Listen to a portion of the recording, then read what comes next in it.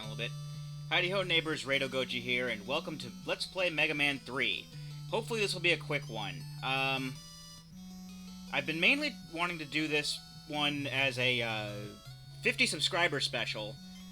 Lord knows I've spent way too long trying to come up with a comeback special, but I guess you could consider that too. Mega Man 3 is probably my favorite Mega Man game ever. And, just to get any misconceptions out of the way, I'm not going to be doing all the Mega Man games. This is just probably going to be this one and maybe another one. You know, whatever. Basically, the story behind Mega Man 3, at least according to the instruction booklet, is that Dr. Wily and Dr. Light have teamed up to make some sort of peace robot named Gamma. But unfortunately, 8 mysterious robot masters have taken the power source or whatever away and are guarding it. So, yeah. Something like that. Anyway, unique to Mega Man 3 is that there are actually 2 distinct weakness loops here. Other than most Mega Man games that have like one huge weakness loop, or like Mega Man 2 where Robot Masters had more than one weakness, Mega Man 3 has 2 weakness loops. Spark Man, Magnet Man, Hardman, Topman, and Shadow Man consist one loop, and then Snake Man, Gemini Man, and Needle Man have the other loop. Now, a lot of people start off with Magnet Man, but I have my own reasons for starting off with Hardman first. Mainly because it's been kind of a tradition for me to start off with Hardman. Hardman was the very first Robot Master I ever defeated. And, you know, considering that I only ever had Mega Man 3 and 5 on the NES, there you go. And that bee enemy you saw just there has a little nest that it will drop, and other little bees will come out. However, that bee enemy is very susceptible to being scrolled off the screen, so I don't have to deal with the little bees. Press down and jump to slide. I guess for those of you unfamiliar with the interface here, we start off with 2 usable item weapon things. We have our arm cannon, or the Mega Buster if you prefer. I normally don't particularly use the term Mega Buster unless I'm referring to the charge cannon. And we have Rush Coil, which will help, which we'll be using actually in just a second here, which will help us jump up there. Normally inaccessible jumps like this. And while Rush is out, you can still fire your arm cannon off, and that normally doesn't happen. That normally doesn't happen either. I should probably time this a little better. I'm normally not distracted much by talking. So yeah, I actually played this a couple days ago. I've been somewhat rekindled in my liking of playing Mega Man. And mainly due to the fact that I had gotten Rockman World 5, the Japanese version of the Game Boy Mega Man 5, when I went to Otakon back in July. Okay, that's good. And I've been playing that a lot lately. I hadn't really thought about playing it much after I got it, but it's a really fun game, and unfortunately, it's really, really hard to find. So, I found it at Otakon for like 80 bucks. And my friends and I actually looked up eBay listings for the game and the Japanese version, because I got the Japanese version because, you know, I figured this is a really hard game to find, and I've been wanting to get it for a while. And I don't do eBay or any of that kind of stuff. I don't know. I'm just kind of paranoid like that. Where was I going with that? Oh, just real quick. Energy tank. If we use an energy tank, it will completely refill our life. Anyway, Mega Man 5. I figured, you know, I may as well get the Japanese version, because the only difference between the Japanese version and the American version is that the story text is in Japanese, and I know the story already, so there really isn't that much of a point. Yeah, I'm probably going to die here. Here's one of our first dealings with Proto Man, who is still kind of a bad guy at this point. I'm not a master at dodging Proto Man, so He's going to kill me here, and I really don't care. We're not going to start over too far back. So I figured, you know, might as well get it here. I had like 80 bucks left on me, so I got it for 80 bucks. And then my friends and I went afterwards actually looked up the game on eBay, and even the American version isn't going for much cheaper on eBay. So, you know, seize the moment, I guess.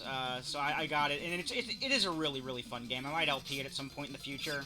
In fact, I was actually contemplating LPing that instead of this one, but I haven't actually finished it yet. So, okay, I might actually use my energy tank here. I haven't actually finished the Game Boy Mega Man 5 yet, so I might hold off until, you know, I do that. Alright, we got him. And Proto Man doesn't actually blow up when you fight him like that. He just kind of teleports away. And we'll be fighting him a few times, although the terrain won't be as much in his favor. I rarely bother trying to fight those guys. Now, basically, just to conserve our energy tank, I'm probably going to die to Hardman here, because I pretty much can't fight him unless I have... I can't effectively fight him unless I have a full health bar to start with.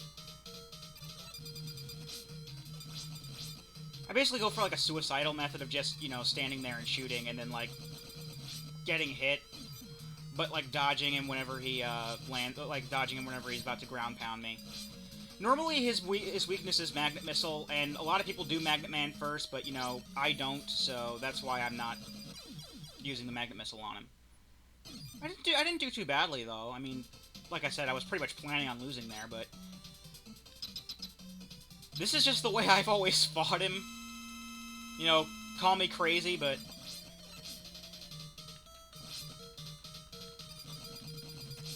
Who am I to mess with something that works, you know?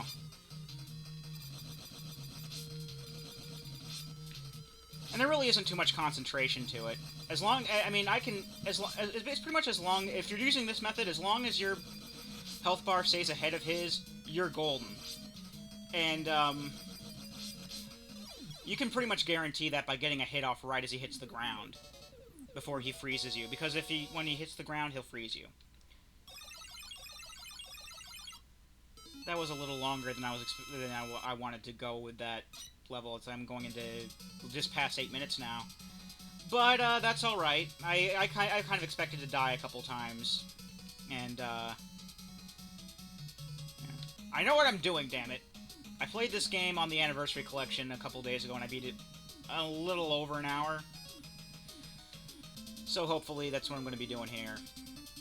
We're going to Topman next because Topman is weak to the hard knuckle. I pretty much have a method to my madness when it comes to the order I normally go through. Like I said, it's mainly tradition why I do Hardman first, but there are parts in Magnet Man and Spark Man stages where I do not trust my lack of skill when it comes to platforming, so I really don't like to go in there without the Rush Jet first. So that's why before we go to fight Sparkman, we're actually going to go and do the other weakness loop first, so I can get the Rush Jet. And as you'll see later, I'm actually one of the few people who actually likes to use the Rush Marine and Gemini Man stage. For those of you who don't know, don't worry about it, we'll get to it when we get to it, but, you know, most of you know what I'm talking about, I imagine. But I do like to use the Rush Marine when I get a chance, because... You know, I know it's fairly useless, but come on, I mean, I got it. I feel some sort of compulsion to use it every once in a while. I'm not used to screen flickering. And like I said before, I'm not going to be doing all the other Mega Man games. I might do some... Like, I might do some of the other NES games.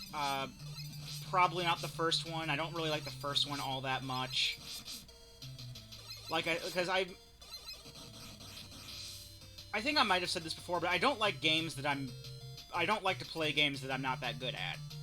And I'm not overly great with Mega Man 1. I can beat it, but it's a question of keeping my sanity along the way. And I know I'm gonna be torturing myself enough whenever I get to doing Zelda 2, because I absolutely hate Zelda 2. But you know, and Mega Man 2, I know that is the most popular. That's like everyone's favorite game. But quite frankly, I only think that Mega Man 2 is the most popular game because of some of the music tracks. And I do agree that those music tracks are like my favorite Mega Man songs too. But I mean, I'm not going to play through the entire game just for, you know, Wily's theme 1. I mean, if you want to see that, well, then you can see other people's LPs. We're actually almost done with this.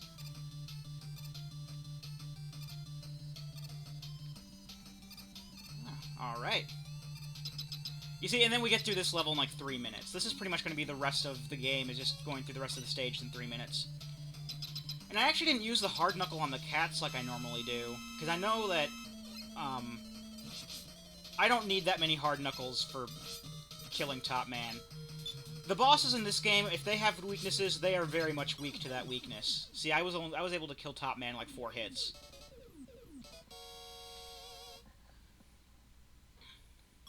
And I guess that's why I like this game, is because, you know, I've played it enough to be able to breeze through it in like an hour, but, you know, I have my reasons for liking games, and I'm sure other people have reasons for liking their favorite games, and that's how it is. Now we got Topspin, which is, I will agree with like pretty much everyone else, the most useless move in the game. You know, there are like 2 bosses I know of that are weak to the Topspin. Shadow Man here, and the final boss. And you pretty much have to use Topspin to beat the final boss, so I guess it does get its chance to shine, but you know, I guess I can show it off a little bit, because it doesn't use any energy if you don't hit an enemy with it. You actually have to jump and then push B to use it. And it's, like, extremely close range, and... Oh, I thought there was another frog thing there. Ah! It's extremely close range, and chances are you're not going to have an overly great time using it against enemies. And here's Proto Man again. This fight is a little more straightforward, because we must just unload shots into him while he's on solid ground there. I really like the music in this level too. There aren't any. I should have actually said. I actually like Topman stage music too. There really aren't any songs in this game that I don't like. These grenades, you have splash damage, so be careful. I mean, there are some I prefer over others, obviously, but yeah, there you go.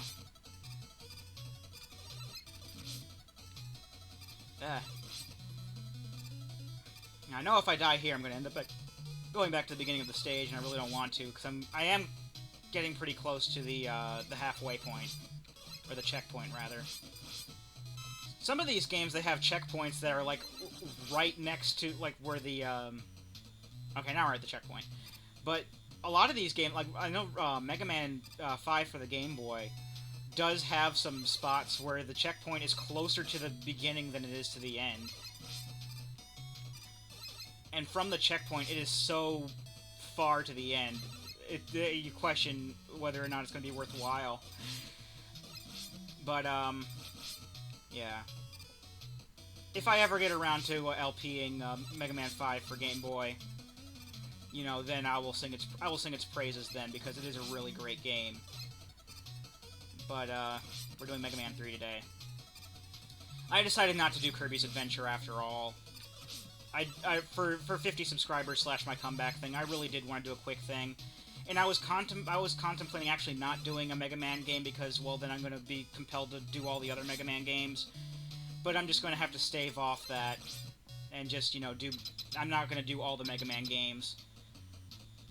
Let's just die to Shadow... Yeah, I have a life left. Let's just die to Shadow Man here, because there's no way I'm going to be able to beat him in my present state, and I don't want to use an energy tank just for this. Mega Man 9 is one of those... Oh, hold on a sec. We're at 15 minutes now. I'll be back in a sec, folks. I've been Radio Goji, and I'll be here next time. Join me, won't you?